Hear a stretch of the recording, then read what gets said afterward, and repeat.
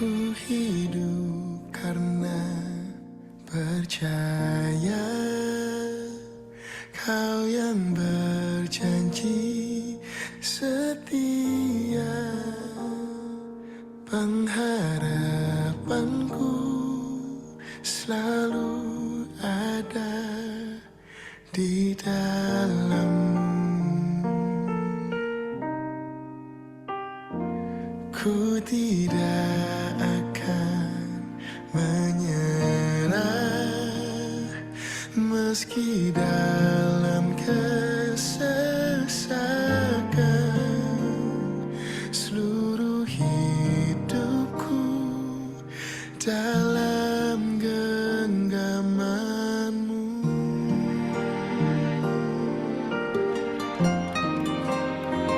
Aku punya Tuhan yang besar, yang telah berjanji dan sanggup menggenapi. Imanku bersepakat percaya kuasanya. Ku terima sekarang kemenangan darimu.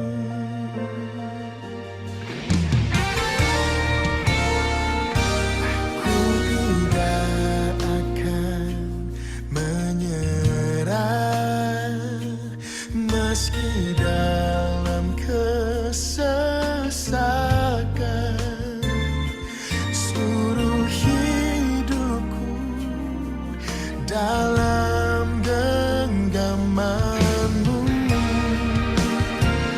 Aku punya Tuhan yang besar, yang tak berjanji dan sanggup menggenapi. Imanku bersepakat percaya kuasanya.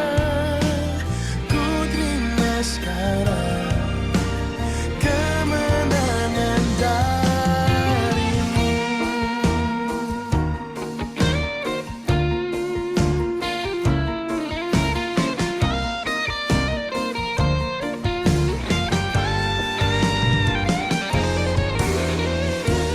Kau Tuhan yang setia, tanganmu tersedia. Aku percaya dan berserah, ku tak akan takut. Kau Tuhan yang setia, aku percaya.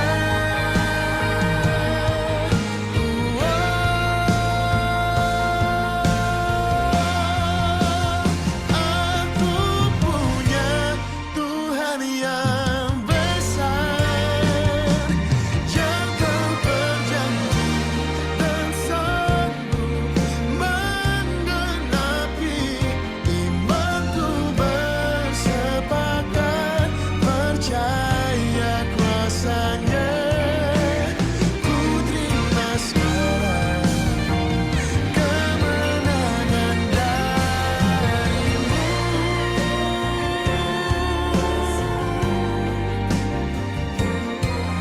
Engkau sanggup Tuhan melebihi segalanya. Imanku bersepakat percaya kuasanya. Ku terima sekarang kemenangan darimu.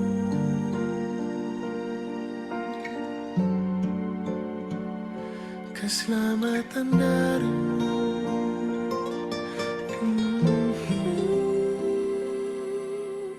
Ku terima sekarang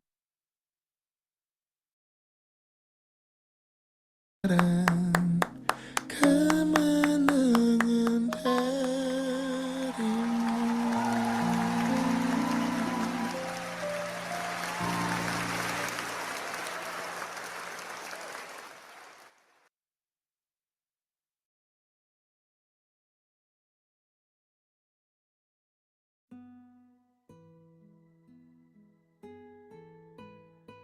Kami percaya kemenangan Engkau sediakan bagi orang yang berharap dan sungguh-sungguh percaya kepadamu. Ada kemenangan yang Engkau sediakan Tuhan. Karena itulah di sini kami. Kami bersyukur hadirat Tuhan memberikan kemenangan, hadirat Tuhan memberikan kekuatan. Terima kasih buat pagi hari ini, kesempatan untuk kami lagi boleh bersekutu dengan Engkau Tuhan. Kami sambut firman-Mu di dalam nama Yesus kami berdoa dan mengucap syukur buat berkat Tuhan yang luar biasa dalam kehidupan kami. Ini doa kami Bapa yang kami bawa dalam nama Yesus. Haleluya. Amin. Shalom, selamat pagi saudara yang diberkati oleh Tuhan Yesus Kristus. Jumpa lagi bersama dengan kami Gracia Hope Compassion Channel. Hari ini kami akan merenungkan kembali Injil Lukas.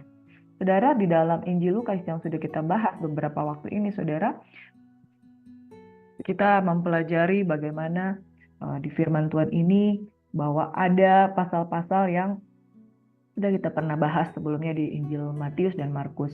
Dan beberapa di antaranya juga di dalam Lukas 12 dan Lukas 13 itu juga sudah pernah kita pelajari di dalam Injil Matius dan Markus.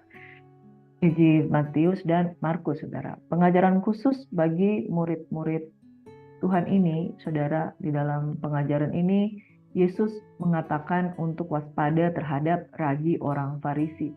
Selanjutnya di dalam Lukas 12 ayat 13 hingga 21, Yesus mengingatkan tentang orang kaya yang bodoh. Nah, orang kaya yang bodoh itu dia berlimpah-limpah hartanya, tapi hidupnya itu tidak tergantung pada kekayaan itu. Sebab jikalau kemudian Tuhan berkata kepada jiwanya, malam itu juga nyawanya diambil, maka tidak ada gunanya dia mengumpulkan harta di bumi. Juga di dalam Lukas 12 ayat 35 sampai 48 tentang bagaimana waspada, ayat 35 hingga ayat 48, waspada supaya kita mencari kerajaan surga dan segala sesuatu itu akan ditambahkan kepadamu. Tentang menilai zaman di dalam Lukas 12 ayat 54 hingga ayat yang ke-59, berjaga-jagalah sebab kita tidak tahu kapan waktunya untuk Tuhan datang untuk menjemput kita. Selanjutnya di dalam perumpamaan tentang pohon ara yang tidak berbuah di dalam Lukas 13 ayat 6 dan 9, saudara, itu berbicara bagaimana tentang pohon ara yang tidak berbuah itu dikutuk. Itu kita sudah belajar juga di dalam Injil Matius dan Injil Markus. Lalu Yesus menyembuhkan orang pada hari Sabat. Lalu ada perumpamaan tentang biji sesawi dan ragi, siapa yang diselamatkan dan keluhan terhadap Yerusalem. Saya tertarik untuk kita membahas tentang Injil Lukas di ayat yang ke-22 hingga ayat yang ke-30 pada pasal yang ke-13. Kemudian Yesus berjalan keliling dari kota ke kota dan dari desa ke desa sambil mengajar dan meneruskan perjalanannya ke Yerusalem. Dan ada seorang yang berkata kepadanya, "Tuhan, sedikit sajakah orang yang diselamatkan?" Jawab Yesus kepada orang-orang di situ, "Berjuanglah untuk masuk melalui pintu yang sesak itu. Sebab aku berkata kepadamu, banyak orang akan berusaha untuk masuk, tetapi tidak akan dapat. Jika tuan rumah telah bangkit dan telah menutup pintu, kamu akan berdiri di luar dan mengetok-ngetok pintu sambil berkata, 'Tuan, bukakanlah kami pintu.' Dan ia akan menjawab dan berkata kepadamu, 'Aku tidak tahu dari mana kamu datang.' Maka kamu akan berkata, 'Kami telah makan dan minum di hadapanmu, engkau telah mengajar di jalan-jalan kota kami.' Tetapi ia akan berkata kepadamu, 'Aku tidak tahu dari mana kamu datang. Enyahlah dari hadapanku, hai kamu sekalian yang melakukan kejahatan.' Di sanalah akan terdapat ratap dan kertak gigi. Apabila kamu melihat Abraham dan Ishak dan Yakub dan semua nabi di dalam kerajaan Allah, tetapi kamu sendiri dicampakkan keluar. Dan orang akan datang dari timur dan barat, dan dari utara dan selatan, dan mereka akan duduk makan di dalam kerajaan Allah. Dan sesungguhnya ada orang yang terakhir yang akan menjadi orang yang terdahulu, dan ada orang yang terdahulu dan yang akan menjadi orang yang terakhir." Saudara, Injil berbicara tentang keselamatan. Dan di dalam Kristus ada kepastian keselamatan. Itu kita percaya, saudara. Di dalam Kristus ada kepastian keselamatan dan tidak ada seorang pun yang dapat menyangkal bahwa keselamatan tidak ada di kolong langit ini selain dari dalam nama Yesus. Di dalam Kisah Para Rasul 4 ayat 12, keselamatan tidak ada di dalam nama lain selain daripada nama Tuhan Yesus Kristus yang memberikan keselamatan pada kita. Keselamatan sifatnya pasti. Dan inilah zaman anugerah itu. Keselamatan sifatnya pasti bagi kita yang mau dengan iman, percaya dan menerima keselamatan itu. Di luar dari masa kasih karunia, itu sudah selesai. Saudara, di dalam ayat yang ke-22, Yesus berjalan keliling dari kota ke kota, dari desa ke desa, sambil mengajar dan meneruskan perjalanannya ke Yerusalem. Dia sudah memberitakan Injil waktu dia masih hidup di dunia ini. Sekarang Yesus sudah mati, dia sudah naik ke surga. Injil diberitakan oleh hamba-hamba Tuhan di seluruh dunia dari kota ke kota. Adakah orang yang tidak pernah mendengarkan Injil? Firman Tuhan katakan Injil akan diberitakan sampai kepada ujung bumi. Dan saudara, diperkirakan bahwa Injil itu merupakan berita yang sudah sangat sporadis disampaikan di seluruh ujung bumi. Bahkan Alkitab dikenal sebagai buku terlaris di muka bumi ini. Saudara, jutaan Alkitab sudah terjual, bahkan miliaran manusia yang sudah membaca tentang Alkitab. Kabar tentang keselamatan itu sudah disampaikan. Yesus berjalan keliling dari kota ke kota, dari desa ke desa sambil mengajar. Tapi saudara, sangat disayangkan kalau orang tidak mau menerima Injil itu. Seorang berkata kepadanya, Tuhan, sedikit sajakah orang yang diselamatkan? Injil telah diberitakan, tetapi belum tentu orang percaya dan mendengarkannya. Keselamatan itu seperti anugerah yang diberikan secara cuma-cuma. Tetapi why bagi orang yang tidak mau menerima keselamatan itu? Saudara, firman Tuhan berkata di dalam ayat 24, berjuanglah untuk masuk melalui pintu yang sesak itu. Sebab aku berkata kepadamu, banyak orang berusaha untuk masuk, tetapi tidak akan dapat. Saudara, keselamatan tidak sulit. Tetapi yang membuat sulit adalah ketika kita tidak sungguh-sungguh percaya. Banyak orang akan berjuang melalui pintu yang sesak itu. Saudara, pintu yang sesak itu berbicara bagaimana kita pun berproses untuk masuk dalam kerajaan surga. Sebab firman Tuhan berkata, tetaplah kerjakan keselamatanmu dengan takut dan gentar. Jika tuan rumah telah bangkit dan telah menutup pintu, kamu akan berdiri di luar dan mengetok-ketok pintu sambil berkata, Tuhan, bukakanlah kami pintu. Dan ia akan menjawab dan berkata kepadamu, aku tidak tahu dari mana kamu datang. Kami telah makan dan minum di hadapanmu dan engkau telah mengajar di jalan-jalan kota kami. Tetapi ia akan berkata kepadamu, aku tidak tahu dari mana kamu datang. Enyahlah dari hadapanku, hai kamu sekalian pembuat kejahatan yang melakukan kejahatan. Di sanalah akan terdapat ratap dan kertas gigi apabila kamu akan melihat Abraham, Ishak dan Yakub dan semua nabi dalam kerajaan Allah, tapi kamu sendiri dicampakkan keluar. Dan orang akan datang dari timur dan barat, dari utara dan selatan. Mereka akan duduk makan di dalam kerajaan Allah. Dan sesungguhnya ada orang yang terakhir yang akan menjadi orang yang terdahulu, dan ada orang yang terdahulu yang akan menjadi orang yang terakhir. Saudara, jangan menunda-nunda imanmu untuk percaya kepada Yesus. Ada orang yang terdahulu akan menjadi yang terakhir, ada orang yang terakhir akan menjadi yang terkemudian. Dan saudaraku, ketika engkau menunda-nunda untuk percaya, karena apa? Engkau mau menyelesaikan dulu pekerjaanmu, engkau mau menyelesaikan dulu dosa-dosa yang masih ingin kamu nikmati, lalu setelah itu kamu bertobat sungguh-sungguh baru melayani Tuhan. Bapak Ibu Saudaraku yang diberkati, ketika tuan rumah telah bangkit dan kemudian dia menutup pintu dan kamu akan berdiri di luar, saudara, akan ada masanya pintu kasih karunia Tuhan akan tertutup. Pada masa kasih karunia ini, saudara, terimalah dengan iman kemurahan hati Allah. Saudara, saya tadi malam menerima telepon dari seorang yang beragama di seberang. Dan dia oleh karena ada temannya yang selalu memberitakan Injil, dia ada di lingkungan agama yang seberang. Saudara, agama tidak menyelamatkan. Dan Yesus bukan milik agama Kristen. Yesus bukan milik agama tertentu. Yesus adalah milik seluruh umat manusia. Saya katakan seperti itu. Kamu bersyukur kamu bisa mengenal Tuhan. Bagaimana perjumpaan kamu secara pribadi dengan Tuhan? Melalui teman dia, ya, temannya selalu bersaksi tentang Injil. Kemudian dia mulai tertarik dengan kekristenan. Dan dia mengalami lawatan Tuhan di dalam kehidupannya. Dia mengalami bagaimana selama ini dia memiliki sakit kepala, tetapi dengan cara yang mujizat Tuhan menyembuhkan dia. Dan dia mendapat mimpi, dia mengalami perjumpaan dengan Yesus. Dan dia juga kemudian mengalami perjumpaan pribadi dengan Tuhan. Dia yang dulu menggunakan busana dari agama sebelumnya, kemudian dia melepaskannya. Dan kemudian ketika dia pergi beribadah ikut dengan temannya, masuk di tempat ibadah orang Kristen, saudara, dia katakan, saya nggak pernah mengalami damai sejahtera seperti yang saya rasakan pada saat ini. Dia menangis dan dia mulai menyadari dosa-dosanya. Dia merasakan ada satu jamahan lain di dalam kehidupannya dan dia mulai percaya kepada Yesus. Lalu dia katakan, dia panggil saya Mami. Mami, lalu saya mulai tertarik untuk belajar Alkitab. Mulai dari situ dia mulai tertarik belajar Alkitab. Dia mulai tertarik belajar tentang Yesus. Lalu saya katakan, benar Dek, bahwa sesungguhnya di dalam agama yang sebelumnya juga itu menuliskan tentang Kristus. Karena Yesus itu bukan milik agama tertentu. tetapi dia datang untuk mencari, menyelamatkan yang terhilang. Jadi semua orang di dunia ini, keselamatan itu tersedia bagi mereka. Tetapi manusia di dunia ini membuat komunitas-komunitas agama tertentu yang membatasi pengenalan akan Tuhan. Yesus berjalan keliling dari kota ke kota, dari desa ke desa sambil mengajar dan meneruskan perjalanannya ke Yerusalem. Dan sampai hari ini Injil masih terus diberitakan, tetapi ada orang-orang yang mengkotak-kotakkan keyakinan kepercayaannya kepada satu kepercayaan tertentu tanpa mereka menyadari bahwa Sang Juru Selamat, Pencipta alam semesta yang sesungguhnya itu hadir bagi semua bangsa. Ada saatnya tuan rumah bangkit menutup pintu dan kita akan berdiri di luar dan mengetok pintu sambil berkata, Tuhan, bukakanlah kami pintu. Tetapi Tuhan akan berkata, aku tidak tahu dari mana kamu datang. Inilah masa kasih karunia yang Tuhan sedang berikan dalam kehidupan kita. Bahkan kita yang sudah percaya dan mengenal Yesus, jangan sampai yang terdahulu akan menjadi yang terakhir. Yang terakhir akan menjadi yang terdahulu.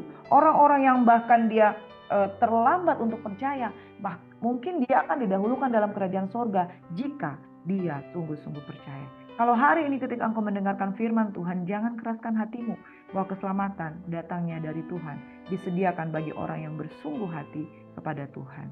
Pada hari ini masa kesusahan besar ada di depan mata, tetapi masa kasih karunia juga ada di depan kita pada hari ini. Saudara, jangan padam semangatmu untuk mencari dan mengenal Tuhan. Saya ingatkan kepada adik yang saya sharing tadi malam, saya katakan begini, kamu beroleh kasih karunia dan engkau telah dipilih Tuhan sebelum dunia dijadikan, seperti yang tertulis di dalam Efesus 1 ayat 3 dan 4. Kamu akan menerima berkat rohani yang luar biasa. Lalu dia mengaminkan, betul Mami, saya merasakan perasaan yang saya tidak rasakan sebelumnya. Dan kamu menyadari bahwa Yesus itu real, saya menyadari bahwa Yesus itu hadir. Saudaraku yang diberkati oleh Tuhan Yesus Kristus, berkat rohani Tuhan akan sediakan bagi semua orang yang percaya kepadanya, berespon kepadanya. Hari ini ketika engkau mendengarkan firman Tuhan, kiranya berkat rohani itu tercurah dalam kehidupanmu. Dalam kitab Efesus 1, saudara, terpujilah Allah, dikatakan terpujilah Allah yang mengaruniakan segala sesuatu di dalam kehidupanmu. Di dalam Efesus 1 ayat 3 dan 4 ya. Terpujilah Allah dan Bapa Tuhan kita Yesus Kristus yang dalam Kristus. Amin. Bukan di dalam yang lain, bukan di dalam agama, bukan di dalam konteks kepercayaan tertentu, tetapi di dalam Kristus. Saudara, Kristus itu bukan agama. Kristus itu adalah pengalaman, ya. Saudara, yang telah mengaruniakan kepada kita segala berkat rohani di dalam sorga. Sebab di dalam dia, saudara di dalam dia, saudara boleh tetap ada di agama saudara sebelumnya. Tetapi Tuhan tidak dikuasai oleh agama tertentu. Dengan iman, ketika engkau percaya, engkau adalah milik Tuhan. Sebab di dalam dia, Allah telah memilih kita sebelum dunia dijadikan supaya kita kudus dan tak bercacat di hadapannya. Saudara, agama tidak menyelamatkan, tetapi iman kepada Kristus yang menyelamatkan. Dalam kasih, ia telah menentukan kita dari semula oleh Yesus Kristus untuk menjadi anak-anaknya sesuai dengan kerelaan kehendaknya. Saudara, Yesus adalah milik segala bangsa. Yesus adalah milik semua orang. Saudara, jangan batasi karena, wah saya dari lahir, dari kecil, saya sudah hidup di dalam komunitas kepercayaan ini. Saya sudah hidup dalam komunitas kepercayaan ini. Saudara, itu sebelum engkau berjumpa dengan Yesus.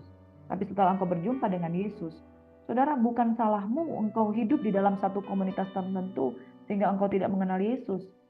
Yesus bukan milik orang Kristen. Yesus adalah milik segala bangsa. Sebab itu dia dikatakan juru selamat dunia, juru selamat umat manusia. Dan kalau saudara lahir tanpa pengenalan oleh karena bapakmu, mamamu, nenekmu itu tidak mengenal Kristus karena kalian berdiri di satu bangsa yang berbeda, bangsa yang tidak mengenal Kristus, saudara, tidak menjadi alasan untuk engkau tidak merasa bahwa engkau dapat diselamatkan. Semua orang beroleh kasih karunia karena Yesus adalah Tuhan bagi segala bangsa. Tuhan tidak menciptakan, oh ini orang Korea, ini orang Indonesia, ini orang Arab, ini orang Malaysia, ini orang Brunei dan lain sebagainya. Karena engkau orang Brunei, Tuhanmu lain. Tuhanmu lain, orang Korea Tuhanmu lain. Enggak, Tuhan kita itu satu dan sama. Dan semua orang telah berdosa dan telah kehilangan kemuliaan Allah. Tetapi Dia datang untuk mencari dan menyelamatkan yang terhilang. Dan hanya ada satu nama. Jadi engkau mau Korea, engkau mau Malaysia, engkau mau Arab, engkau mau Brunei, engkau mau Indonesia. Satu nama aja yang diberikan, tidak ada nama lain. Keselamatan tidak ada nama di dalam nama lain, saudaraku yang diberkati. Di dalam kitab Kisah Para Rasul 4, ayat yang ke-12. Dan keselamatan tidak ada di dalam siapapun juga, selain di dalam Dia. Sebab di bawah kolong langit ini tidak ada nama lain yang diberikan kepada manusia yang olehnya kita dapat diselamatkan. Hakmu saudara, ketika pintu kasih karunia telah dibukakan, hakmu untuk berkata, aku juga mau mengenal Yesus, aku juga mau percaya kepada Dia. Ada amin? Hari ini ketika engkau mendengarkan firman Tuhan, yang terdahulu akan menjadi yang terakhir akan menjadi yang terdahulu. Kalau kita menunda-nunda untuk percaya kepada Tuhan, kita mungkin tidak akan masuk dalam kerajaan sorga. Karena kita menolak kebenaran. Hari ini ketika engkau mendengarkan firman Tuhan, jangan keraskan hatimu, percayalah kepada Yesus. Dan Dia hidup. Saudara, Dia hidup. Saya bersaksi bahwa Dia hidup untuk selama-lamanya menebus kita. Amin. Mari kita satu dalam doa. Bapa, terima kasih Tuhan Yesus, Engkau hidup, Engkau berkuasa, dan Injil masih terus ditebarkan, diberitakan, supaya setiap orang percaya kepadanya dan tidak binasa, melainkan beroleh hidup yang kekal. Kami mau hidup baru, kami mau hidup dewasa di dalam Engkau Tuhan, sehingga kami percaya kepada Engkau dengan sungguh-sungguh, yang Yesus ada di dalam kami. Ketika kami ada di dalam Kristus, segala berkat rohani Engkau sediakan bagi kami. Tuhan kiranya memberkati dan melindungi Engkau, Tuhan menyinari Engkau dengan wajahnya, memberikan Engkau kasih karunia, Dia menghadapkan wajahnya kepadamu, memberikan Engkau damai sejahtera. Keluar masukmu diberkati, ditunggu dan dijagai oleh Tuhan, sehingga Engkau menjadi lebih daripada pemenang. Engkau masuk di dalam kasih karunia Tuhan, dan Engkau tidak keluar dari sana, karena Engkau akan ditetapkan sebagai anak-anak kerajaan, masuk dalam kerajaannya yang kekal, minum dan makan di dalam satu perjamuan kawin anak domba yang menyelamatkan kita. Di dalam nama Yesus, semua yang percaya diberkati, diurapi, dipulihkan oleh Tuhan, berkemenangan dalam Tuhan. Sama-sama katakan haleluya. Amin. Shalom kekasih Tuhan. Tuhan Yesus memberkati, and God bless you. Selamat beraktivitas.